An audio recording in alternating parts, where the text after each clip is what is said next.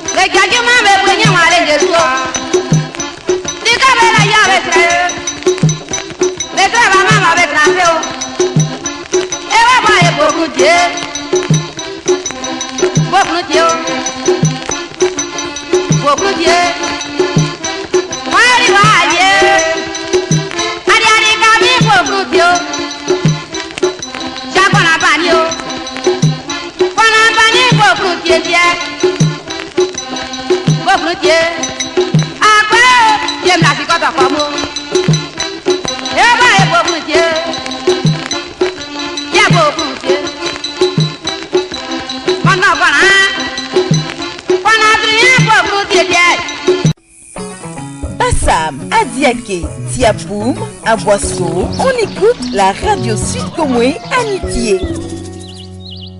Ce bonjour, présentez-vous à nos auditeurs. Oui, bonjour monsieur, je suis monsieur Kangba Samuel, naturopathe, secrétaire général des tradis praticiens du district autonome d'Aboisseau.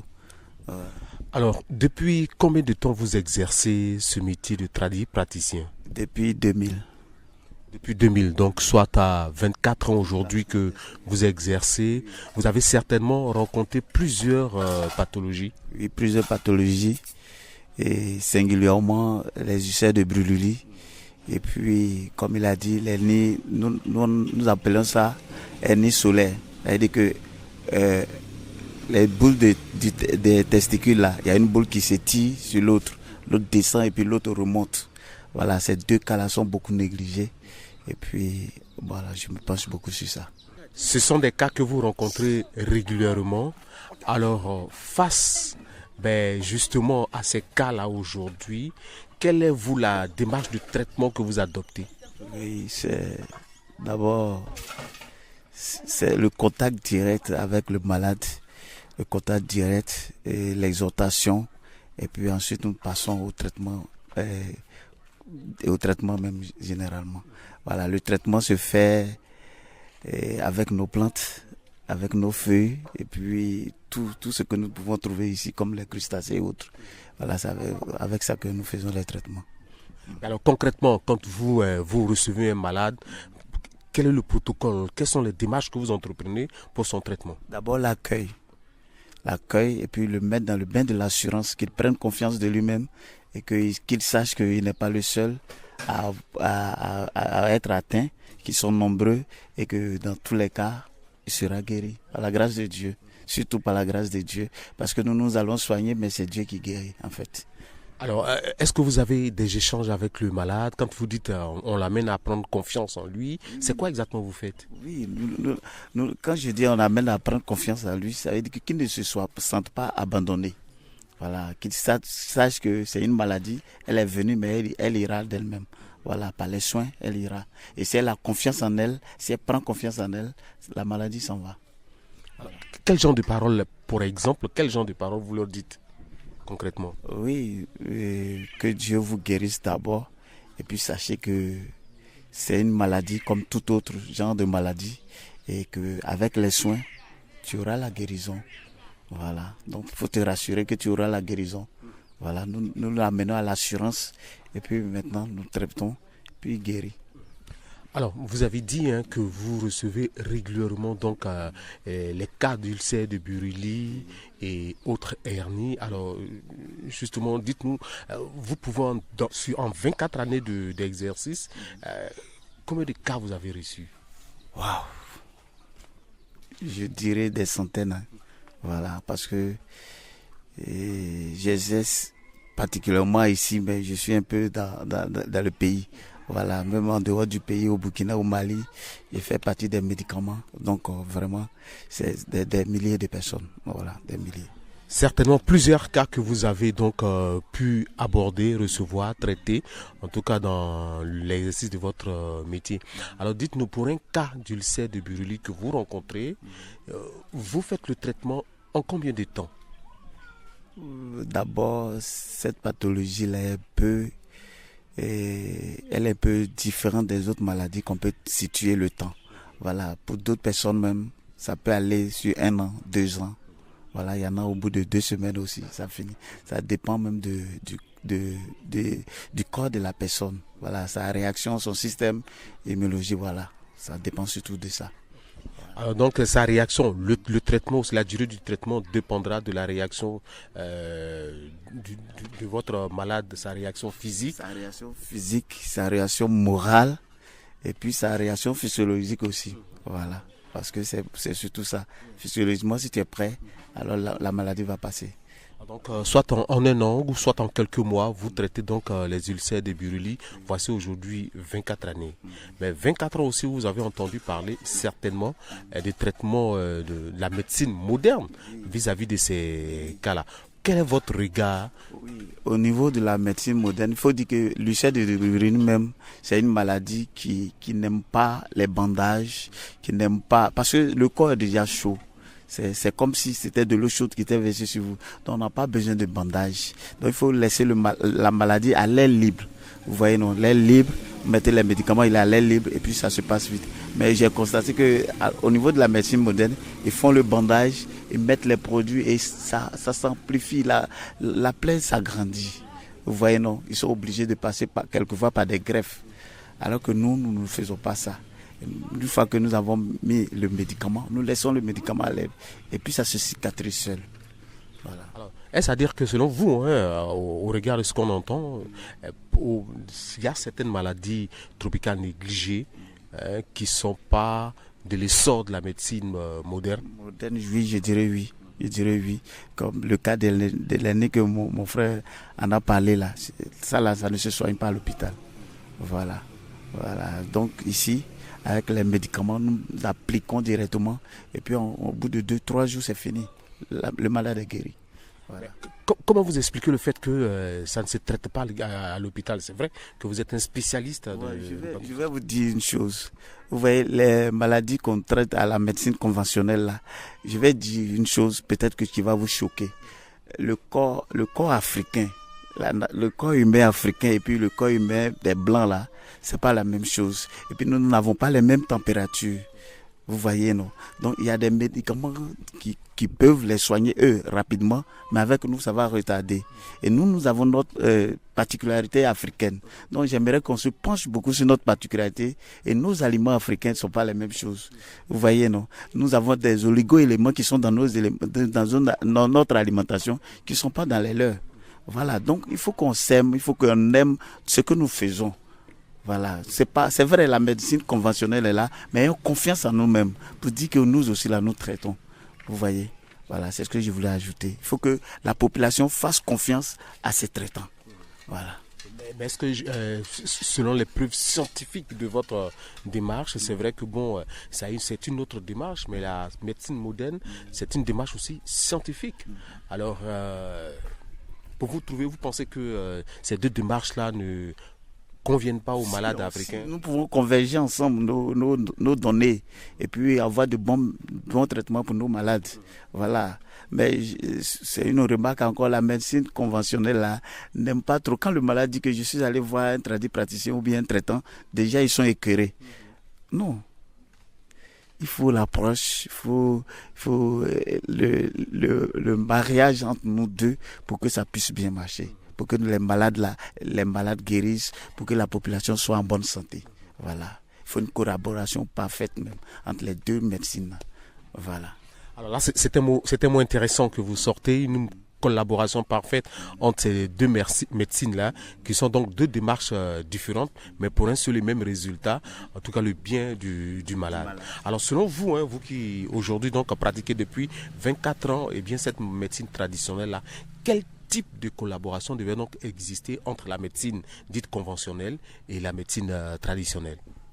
Moi, je dirais une collaboration parfaite du 50-50, et puis qu'on puisse accepter que la médecine conventionnelle, surtout les pratiquants, là, puissent accepter les malades quand ils viennent chez nous et qu'ils repartent là-bas. Voilà, c'est ce que moi je voulais dire. Quand vous dites 50-50, c'est-à-dire le malade devait avoir le droit tant de vous visiter, mais d'aller aussi là-bas avec voir avec les machines des blancs et tout ça, pour que ce soit une bonne prise en charge. Oui, c'est ce que je veux. Voilà, eux ils ont les appareils, nous ne faisons pas de piqûres, et ils font les piqûres. Voilà, donc avec les appareils, nous partons dans la connaissance même vraie, même la source réelle même du mal. Et quand c'est trouvé là, eux ils peuvent traiter, nous pouvons traiter. Voilà, qu'on collabore véritablement ensemble pour que les malades guérissent, pour que nos patients soient à l'aise dans le pays. Si je comprends bien, c'est dire qu'aujourd'hui, ce qui manque à la médecine traditionnelle que l'on retrouve dans la médecine conventionnelle devait donc se mettre ensemble pour travailler. Est-ce que c'est cela? Oui, moi je dirais que c'est le vivre ensemble même que nous devrons pratiquer au niveau des deux médecines. Le vivre ensemble, la collaboration parfaite, ne pas négliger l'autre. Voilà, parce qu'il y a des maladies que nous traitons qu'ils n'arrivent pas à traiter. Quel type de maladie par exemple? Voilà, je dirais, l'ulcère de brûlure, j'ai eu un cas, je vais vous donner. L'enfant, il avait 4 ans. Il était à l'école maternelle et il a eu la maladie. Et avec cette maladie-là, il a été au HMA, chute de Cocody, chute de Trècheville. Ils l'ont traité jusqu'à 4 ans, jusqu'à aujourd'hui, il a 22 ans. Il a eu son BTS dans ça, avec greffe là. C'est avant-hier, il y a de cela 2 mois que j'ai traité puis il est guéri. Vous voyez quelle souffrance, quelle dépense les parents ont fait. Alors que s'il y avait l'approche là, on n'allait pas arriver là. Voilà. 18 ans de collaboration franche. Voilà. L'enfant a souffert pendant 18 ans de cette maladie là. Est-ce que c'est normal? On ne peut pas vivre. C'est pas éternel cette maladie là. Voilà. Donc si la collaboration est parfaite, on peut arriver à de bonnes choses. Voilà. Autant la médecine moderne, si je comprends ce que vous dites, a de bons résultats, que la médecine traditionnelle également produit de bons résultats. Et donc, il devait avoir une collaboration parfaite pour le bien des populations. Une collaboration parfaite. Aujourd'hui, le gouvernement est en train de comprendre la chose.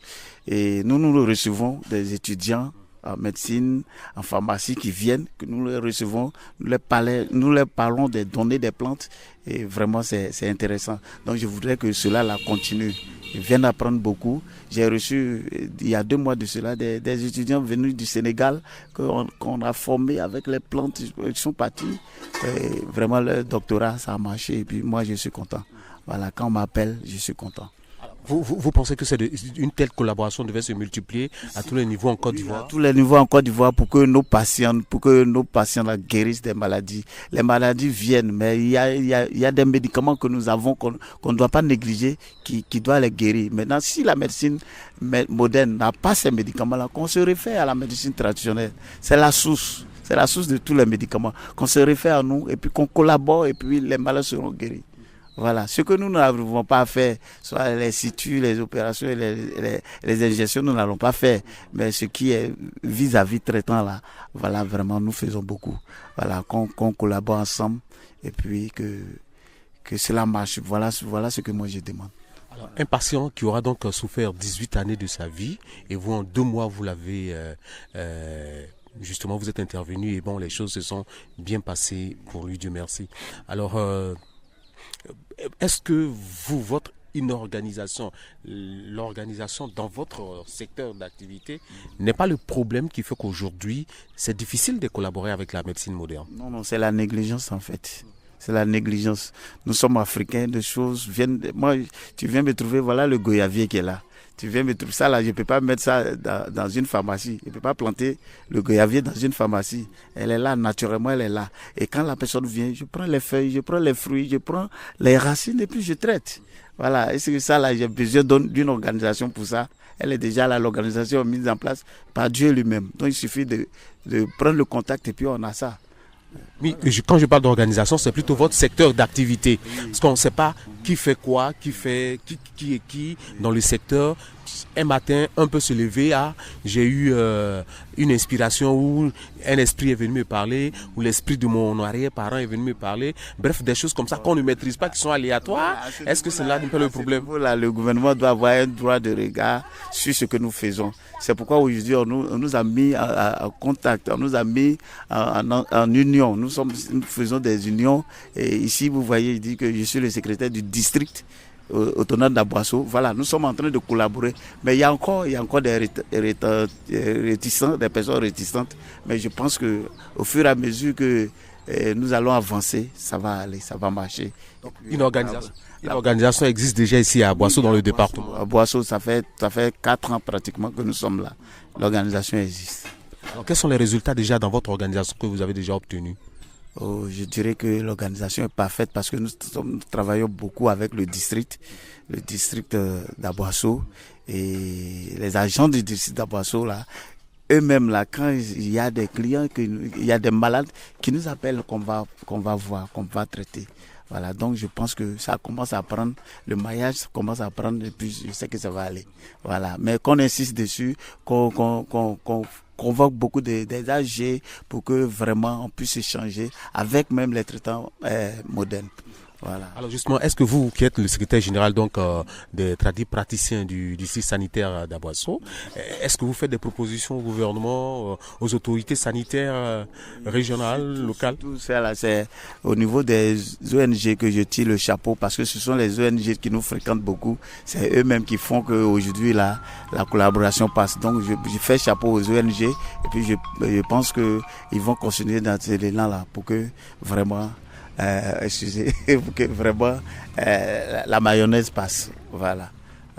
En tout cas, merci bien, monsieur Kangba Kofi Samuel. Je rappelle donc que vous êtes praticien. Vous êtes également donc le secrétaire général de l'association des praticiens du district sanitaire d'Aboisseau. Et avec vous aujourd'hui, nous parlons donc des traitements traditionnels contre les traitements modernes. Voilà. Alors, au regard de tout ce qui a été dit aujourd'hui, est-ce que pour vous, qu'est-ce qu'on devrait garder donc de la médecine traditionnelle et de la médecine moderne vis-à-vis des maladies tropicales négligées? Je pense que la population ivoirienne doit avoir confiance en sa médecine. D'abord ça. Si nous avons la confiance, que nous savons que si nous arrivons, nous pouvons être traités de la même manière. Vous savez, je vais vous dire une chose. Quand on va à l'hôpital, hôpital conventionnel, si un infirmier, un médecin t'a fait une injection ou bien t'a fait un diagnostic que tu es décédé, il n'y a pas de plainte. Mais chez nous, là, on dit non, le praticien là a tué mon frère là, ou bien ma soeur là. Non. On ne peut pas tuer. Nous venons aux soins du malade et c'est Dieu qui fait toutes choses. D'accord. Donc, à partir de ce moment-là, je demande la confiance de l'État, la confiance même de la médecine conventionnelle et nous-mêmes, la confiance en nous-mêmes. Et à partir de ce moment-là, les traitements là vont marcher. Et puis nos patients seront guéris et puis nous serons en bonne santé. Voilà ce que je demande. Merci, monsieur Kangba Kofi Samuel. Je rappelle, mesdames et messieurs, et qu'avec lui aujourd'hui, nous parlons, n'est-ce pas, bien de traitements traditionnels et traitements modernes. C'est sur ces mots que nous allons nous dire au revoir, tout en vous invitant, justement, mesdames et messieurs, à ne pas baisser la garde parce que les maladies tropicales négligées sont une réalité chez nous et il faut donc toujours ne pas lever la garde pour, n'est-ce pas, continuer la lutte. Merci. Merci beaucoup. Merci à la radio, merci à mon frère qui, par le biais de son canal, vous êtes arrivé à moi. Je vous dis merci tous et puis que la population d'Aboisseau ait confiance à ses traitants. Voilà, nous sommes là, nous sommes disponibles, nous sommes à la disposition. Voilà, c'est arrivé. Où que vous soyez, quoi que vous fassiez, restez à l'écoute de la meilleure des fréquences. C'était le REC Femmes et vous, une émission d'information et de sensibilisation sur les maladies tropicales négligées à manifestation cutanée MTN-MC. Le REC Femmes et vous, un programme financé par la Fondation Anesvan.